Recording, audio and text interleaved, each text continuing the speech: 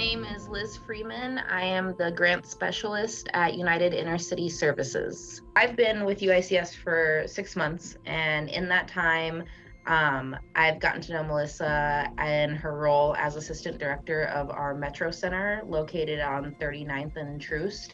And just getting to know her has been really inspiring. As a fellow Latina and just as someone who cares so much about the kids that we serve. In my role, I'm not in the classrooms and I'm not around our students all the time.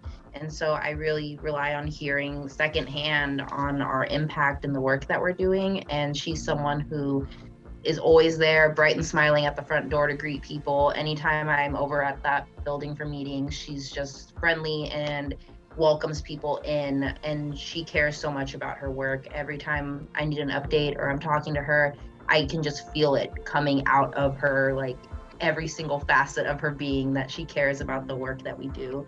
And I just think that's so important, and it's meaningful and it's special.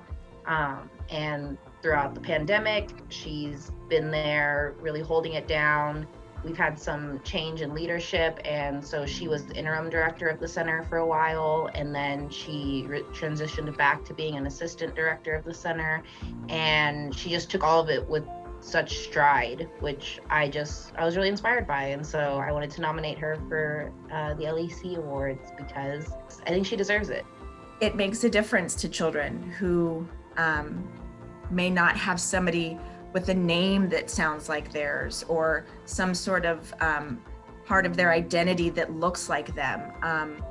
It's a way to connect with children, and it's important that children have representation in their schools and around them as leaders. Having children and young adults being able to identify with somebody who's educating them and leading them will make a difference. It'll help them feel set in their identity and give them a confidence that they absolutely need.